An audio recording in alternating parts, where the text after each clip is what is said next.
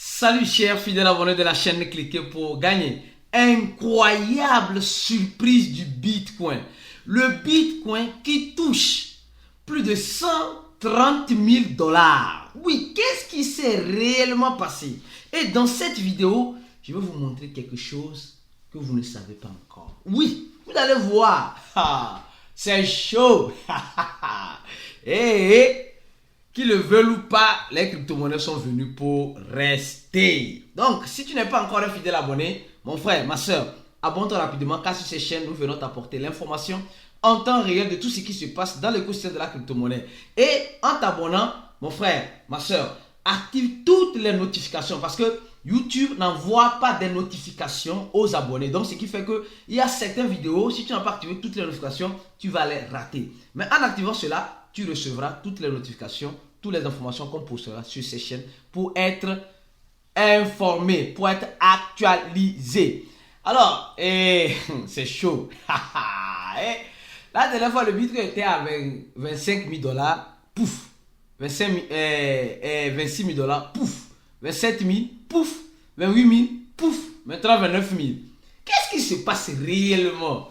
Si vous regardez les vidéos récentes que nous sommes en train de faire, nous sommes en train de parler plus du Bitcoin parce que le Bitcoin c'est la crypto-monnaie mère. Quand la mère se sent à l'aise, les enfants sont à l'aise. Donc c'est un peu ça. Donc on va plus donner des informations sur le Bitcoin et dans les jours à venir, nous allons plus venir sur les altcoins et bien d'autres choses. Donc, alors, on va commencer par cette information. Non, mais franchement, JP Morgan Amazon contribue au développement des CBDC à Singapour.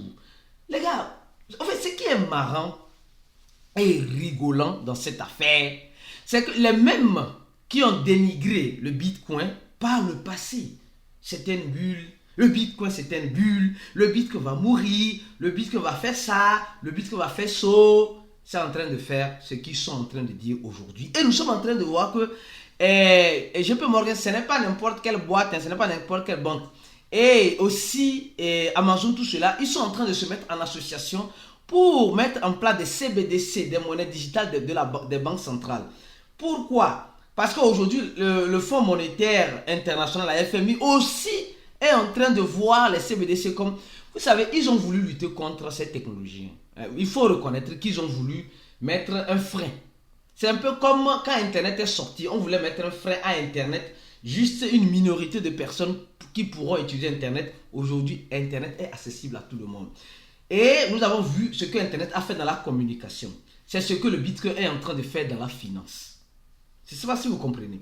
Alors, donc, rappelez-vous très bien qu'il y avait même l'ancien premier ministre de la Grèce qui disait par le biais de que JP Morgan disait avec d'autres banques que les CBDC seront une menace.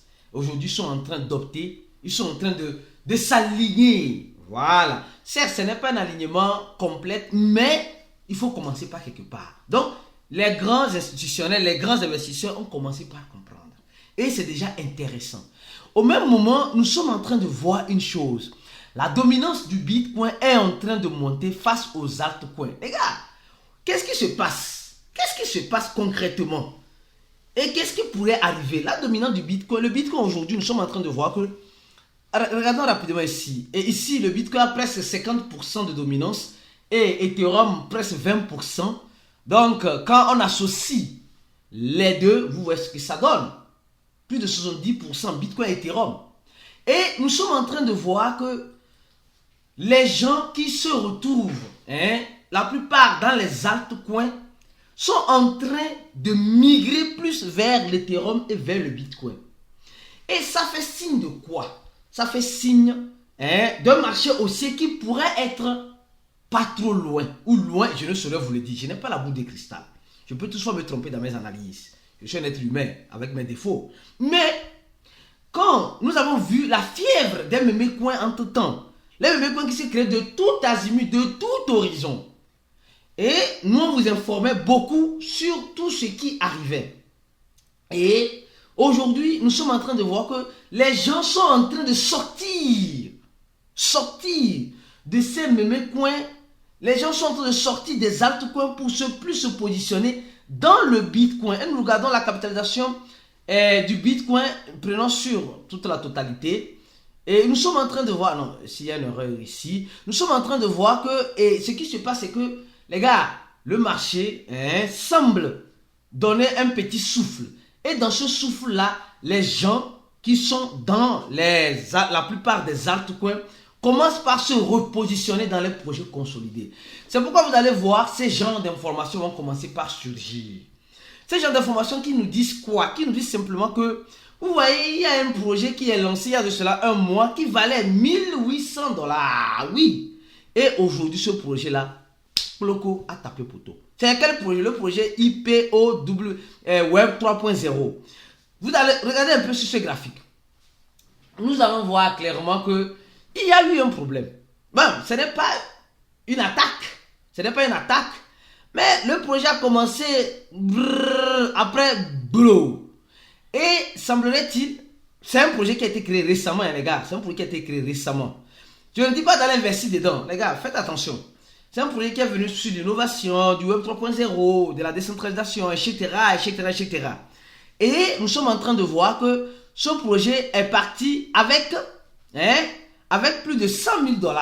Donc aujourd'hui, les créateurs des Memecoin, des nouveaux projets qui sont en train de sortir, ont décidé peut-être de finir avec leur projet et de se positionner plus dans le Bitcoin, dans l'Ethereum et dans d'autres projets consolidés. C'est pourquoi vous allez voir qu'il y aura beaucoup de ce genre d'informations. Certains Memecoins qui vont peut-être disparaître, les Memecoins qui ne sont pas consolidés vont disparaître. Les crypto-monnaies, certaines crypto-monnaies qui ne sont pas aussi consolidées, qui n'ont pas un bon éthique en sens d'innovation, vont aussi être rayées, voilà, de la zone de la crypto-monnaie, malheureusement. Pour vous dire simplement que, les gars, en crypto-monnaie, le risque existe. Mais souvent, il faut apprendre à minimiser le risque. Les gens qui ont rempli le premier lien qui se trouve dans notre groupe VIP, il y a déjà plus de 1308 personnes qui ont déjà rempli le formulaire. Toi, est-ce que tu as rempli ce formulaire-là? Pour être préparé psychologiquement, les VIP, vous comprenez maintenant pourquoi on fait souvent ces chatbots récents pour essayer de tirer la sonnette d'alarme face à certaines choses comme ce que nous sommes en train de voir. Le risque est là. Le risque serait toujours là. Mais étant un bon investisseur, face à certaines circonstances, tu peux essayer de minimiser le risque. Et c'est ce que nous sommes en train d'inculquer. C'est ce que nous sommes en train d'évangéliser dans l'écosystème. Le risque serait toujours là. Le risque serait toujours là. Mais essayez de minimiser le risque en analysant bien les nouveaux projets qui sortent d'abord avant de mettre votre argent. Comme j'ai dit, les crypto-monnaies, ce n'est pas juste l'achat et la vente qui vont te rendre riche. Mon frère, ma soeur, les crypto-monnaies d'abord, c'est la psychologie. Il faut avoir un mindset bien préparé, comprendre comment le marché fonctionne. Il y a certains qui investissent sans comprendre réellement le b.a.-ba et la vérité, les dessous même de ce marché des crypto-monnaies. Et quand ils rentrent dans l'écosystème, ils deviennent des victimes. Ils deviennent des victimes, malheureusement. C'est pourquoi nous avons fait une vidéo short. Allez dans la partie vidéo, short de cliquer, vous allez voir comment les crypto-monnaies font assez de victimes. Assez de victimes. Des personnes qui ne rentrent pas au bon moment, ou les personnes qui rentrent après qui sortent au mauvais moment, ou des personnes... Donc tout cela, c'est la psychologie. On te fait croire. Et dans cette illusion, tu pratiques. Et quand tu pratiques, tu scelles ton destin, tu scelles ton sort. Donc, c'est ce que j'ai dit. Les gars, en crypto-monnaie là, préparez-vous au pire, toutefois en espérant le meilleur. Donc, si tu veux avoir une bonne formation, avec un bon accompagnement, mon frère, ma soeur, clique juste sur le premier lien en description de la vidéo, le lien du cours. Tu vas remplir ce formulaire-là et tu auras accès à toutes les informations nécessaires qui pourront t'aider à être un bon investisseur dans l'écosystème de la crypto-monnaie. Au même moment, nous sommes en train de voir quelque chose. Cette analyse est très importante. Binance qui dit, elle a une plateforme régulée au Kazakhstan. Qu'est-ce qui se passe? Donc, Binance au Kazakhstan était illégal? C'est la question que je me suis posée quand eux-mêmes ils ont fait cette annonce. Pas vraiment. Qu'est-ce qui se passe? Binance, aujourd'hui, cherche des alliés. Des alliés avec lesquels il peut collaborer. Et nous savons que le Kazakhstan est un pays en Europe qui est un peu ouvert à l'innovation technologique. Et dans cette innovation technologique, nous voyons que Ripple même est déjà là-bas. Il y a plusieurs projets qui sont déjà là-bas. Et les gendarmes du Kazakhstan donnent l'opportunité à Binance d'opérer les crypto-monnaies et avec d'autres services qui peuvent être liés avec les crypto-monnaies. Donc vous voyez un peu déjà ce qui se passe. Ce qui se passe, c'est que quand quelqu'un laisse, quelqu'un est en train de prendre. Au fait, c'est ça.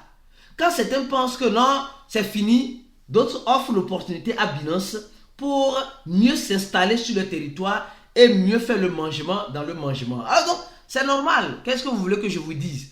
Donc, bravo à Binance, une fois de plus, qui ne cesse tant bien que mal face à cette tempête auquel elle fait face. Elle ne cesse tant bien que mal de sortir la tête de l'eau. Alors, au même moment, je vais vous parler d'abord de cette information. Celle-ci, les gars, vous savez, c'est ce que j'ai dit souvent, on vient sur ces chaînes vous apporter la bonne information. L'information bien analysée qui te permettra au fait d'être ouvert ou bien de comprendre ce qui pourrait arriver. Donc, quand nous voyons très bien, nous sommes en train de voir que les wallets qui détiennent aujourd'hui plus de 10 000 $ de Bitcoin ne cessent d'augmenter. Les wallets qui détiennent plus de 1 million de Bitcoin en dollars bien sûr ne cessent d'augmenter. Les wallets qui, vous allez voir, tous les wallets là ne cessent d'augmenter. De toutes les catégories. Que ce soit du plus bas vers le plus petit. Mais ce n'est pas ce que j'ai voulu te montrer. Mais la surprise, c'est quoi? La surprise, c'est ça. Les gars, regardez ce wallet là. Non mais, c'est un truc de malade. Hein? C'est un truc de malade. Sincèrement. Premier numéro 1, c'est un wallet qui a été créé par Binance, géré par Binance. Numéro 2, un wallet qui a été créé par Bitfinex, géré par Bitfinex. Numéro 3, un wallet qui a été créé le 19, avant-hier. Hein? Je crois bien, oui. Et a fait seulement qu'une seule et unique transaction. Ça, tu n'as pas remarqué ça. C'est uniquement sur ces chaînes que tu peux remarquer ce genre d'informations. Quand on te donne ça de façon analysée, qui a fait une transaction, elle a été créée il y a de cela moins d'une semaine au moment où je fais cette vidéo. Elle a déjà fait des transactions de plus de 115 000 bitcoins, selon l'équivalent de 3 milliards de dollars. C'est un wallet qui a été créé récemment, d'accord? Et elle a déjà en son sein, elle a déjà regorgé plus de 115 000 bitcoins. Mon frère, est-ce que tu as remarqué ça? Tu n'as pas remarqué? Ou bien, maintenant tu as remarqué. Ça veut dire qu'il y a des personnes qui créent de nouveaux wallets aujourd'hui et qui mouvementent ces nouveaux wallets-là.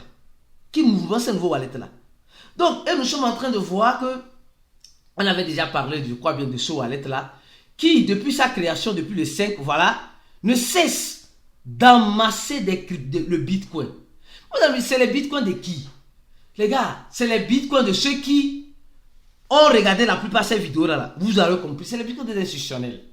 Des personnes qui vont commencer, les ETF du bitcoin, qui vont commencer par, qui demandent l'autorisation pour commencer à un peu trader le bitcoin sur le capital qu'ils ont de leurs investisseurs. Et les gars, ça commence pas à sentir bon bien. Tu entends l'odeur, ça commence pas à sentir. Mais ce n'est pas encore fini. Hein. Ce n'est pas encore fini ce que j'ai voulu te montrer aujourd'hui. Alors, s'il te plaît, donne d'abord un j'aime à la vidéo. Fais un break.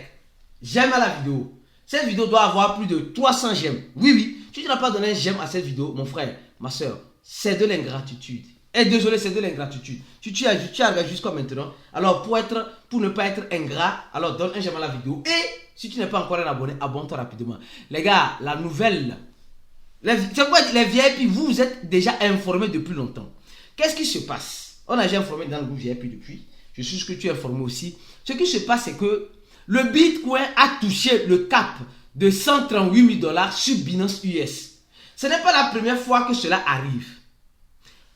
Je crois les mois précédents, le Bitcoin était à combien? Le Bitcoin était à, je crois bien, à 18 000 ou 20 000.